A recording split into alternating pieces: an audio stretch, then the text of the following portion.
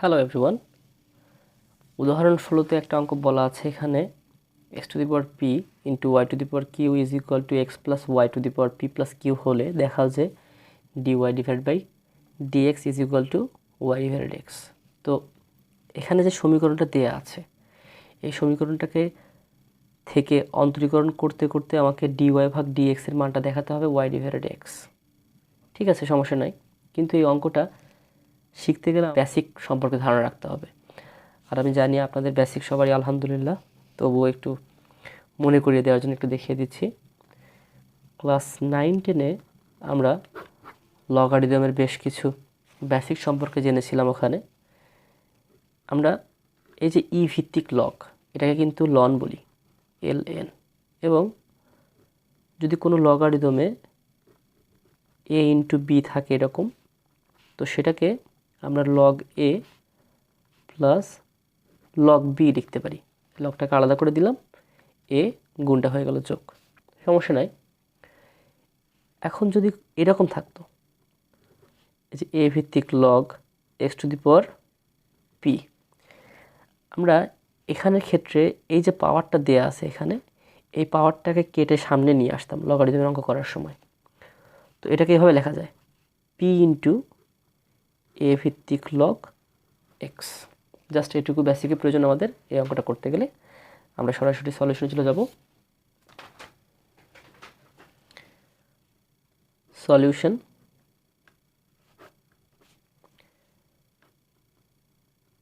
দেয়া আছে এখানে, যেহেতু আমরা দেখতে পারতেছি যে সূচকের ফাংশন আছে, তাই আমাদেরকে লগারিদমে নিয়ে গেলেই সেটা মঙ্গল হবে। কেন? কারণ লগারিদমের অঙ্কের আমরা বেসিকগুলো আমাদের ওখান থেকে আমরা দেখে আসলাম কিছুক্ষণ আগেই, যে লগারিদমের অঙ্কগুলো করে নিয়ে আসলে এই যে এগুলো সামনে চলে আসবে, তখন আমাদের অঙ্কগুলো করতে সুবিধা হবে। ওকে, তো এখানে আমরা উভয় পক্ষে ln নিয়ে আসবো, অর্থাৎ ই ভিত্তিক লগ নিয়ে আসবো।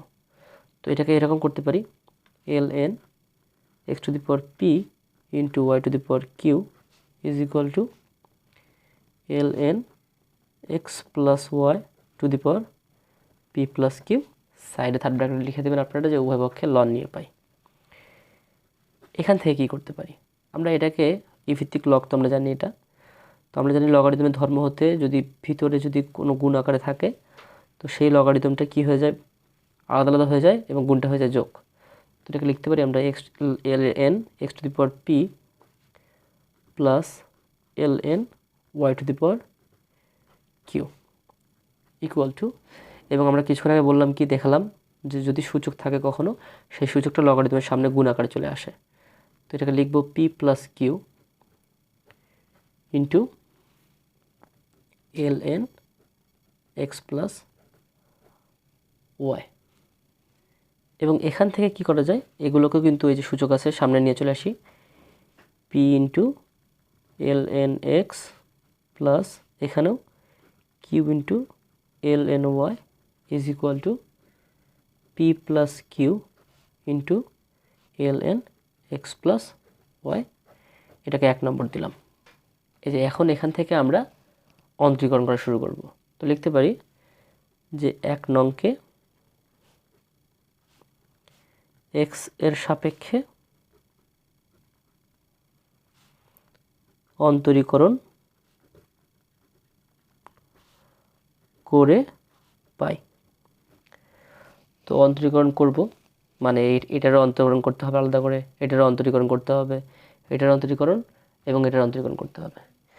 তো আমরা জানি যে ln x এটার সঙ্গে p গুণ আকারে আছে, অর্থাৎ সহগের কোনো পরিবর্তন হবে না অন্তরীকরণের সময়, p এর মতো থাকবে, ডিস্টার্ব করবো না ওকে আমরা। p ইন্টু যদি ln x এর অন্তরীকরণ করি সেটাকে লেখা যায় 1 ডিভাইডেড x অন্তরীকরণ করলে, এটা আমরা সূত্র জানি আমরা আগে থেকেই, ln x এর অন্তরীকরণ করলে হবে 1 ডিভাইডেড x প্লাস কিউ এর মধ্যে থাকলো ln y। আমরা কিন্তু ln x এর অন্তরীকরণ জানি, কিন্তু ln y এর অন্তরীকরণ জানি না, এটাকে কিছু সময়ের জন্য x কল্পনা করি। তো ln x কে আমরা কি করব, 1 ডিভাইডেড x অর্থাৎ 1 ডিভাইডেড y, কিন্তু এর তো x ছিল না, যেহেতু x ছিল না সেটার আবার অন্তরীকরণ লিখতে পারবো dy divided by dx, clear, equal to P plus Q. এটা তো মানে সহগ আকারে আছে এর সঙ্গে, তো এটাকে সহগ আকারে লিখে দিলাম P plus Q into L N x plus Y. এই যে কিছুক্ষণ আগে দেখলাম আমরা যে এল এন এক্সের অন্তরীকরণ করলে লিখতে পারি 1/x। তো কিছু সময়ের জন্য এইটুকুকে আমরা এক্স কল্পনা করে নিই। তো এল এন এক্সের অন্তরীকরণ করলে পাবো কি আমরা 1/x, অর্থাৎ 1/x প্লাস ওয়াই। যেহেতু এটা এক্স ছিল না, তাহলে সেটার আবার অন্তরীকরণ করতে হবে, d/dx এক্স প্লাস ওয়াই। ওকে, সাজিয়ে লিখি p/x plus q/y into dy/dx। আমরা কিন্তু আমাদের dy/dx পেয়ে গেছি প্রায়। তো এখান থেকে আমাদের dy/dx এর মানটা নির্ণয় করতে হবে। ইকুয়াল টু, সাজিয়ে লিখি p plus Q into divided by X plus Y. Okay, এখানে আবার লেখা যায় কি,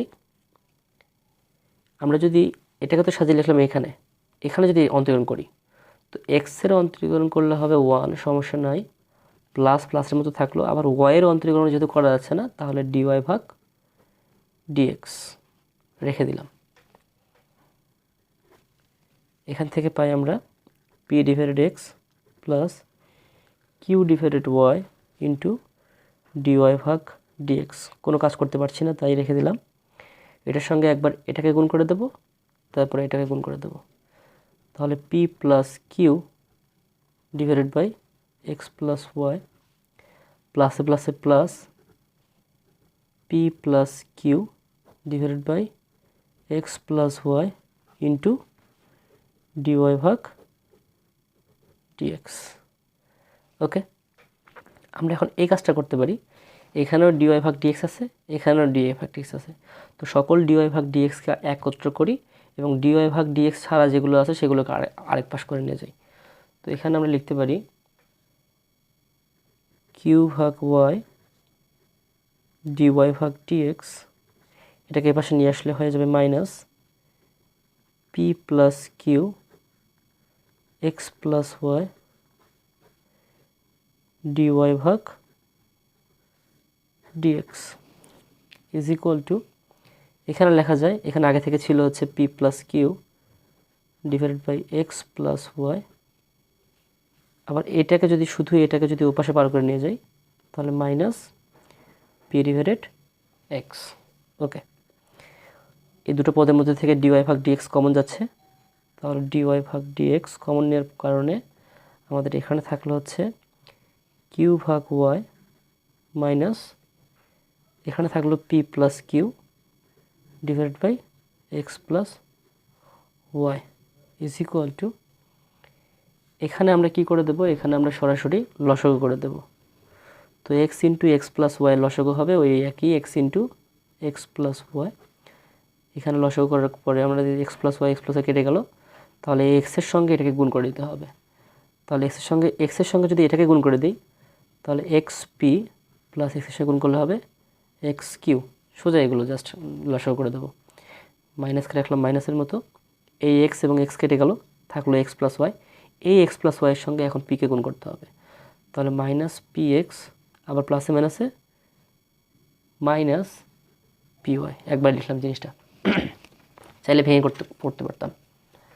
ওকে, এখান থেকে হয় কি আবার dy/dx,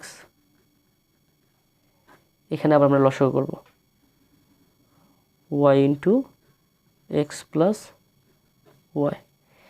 এখানে y এবং y কেটে গেল, থাকলো এক্স প্লাস ওয়াই, সেই এক্স প্লাস ওয়াইয়ের সঙ্গে এটাকে গুণ করতে হবে। তো একবারে লেখা যায় হচ্ছে কিউ এক্স প্লাস হচ্ছে প্লাস কিউ এবং ওয়াই গুণ করলে হবে কিউ ওয়াই। আবার এক্স প্লাস ওয়াই এবং এক্স প্লাস কেটে গেলে থাকলো ওয়াই, সেই ওয়াইয়ের সঙ্গে পি প্লাস কিউকে গুণ করতে হবে। তো ওয়াইয়ের সঙ্গে পি প্লাস কিউকে গুণ করলে হবে প্লাস মাইনাসে মাইনাস পি ওয়াই, আবার প্লাসে মাইনাসে minus Q Y. Okay, is equal to, এখানে কাজটা করে নিই, নিচে এক্সের সঙ্গে গুণ করে দিই, X square plus X Y. এখানে আবার কি করা যায়, এক্স পি এবং পি এক্স একই জিনিস, তো কেটে দিই আমরা। এখান থেকে আবার লেখা যায় Q X minus P Y, just এটা লিখলাম Q X minus P Y.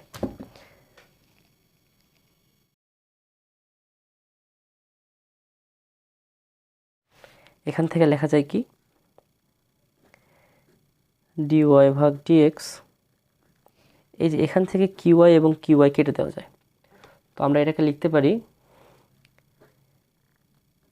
qx minus py divided by, এটাকে লেখা যায় y into X plus Y, okay, is equal two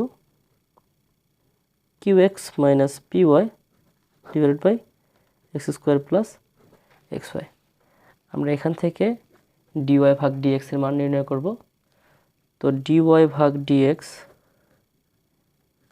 is equal two লেখা যায়, এখানে আগে থেকে ছিল হচ্ছে qx মাইনাস py, তোমরা লিখে নেই qx মাইনাস py থাকলো, এই যে এটা বজ্রগুণের মাধ্যমে ওখানে চলে গেল, যদি বজ্রগুণের মাধ্যমে ওখানে চলে যায় তাহলে এটাকে লেখা যায় y into X plus Y, এটা চলে আসলো উপরে, এখন এটা চলে আসবে নিচে, এখান থেকে লেখা যায় X square plus X Y into এখান থেকে qx মাইনাস py, এটা চলে গেল উপরে, এটা চলে গেল নিচে।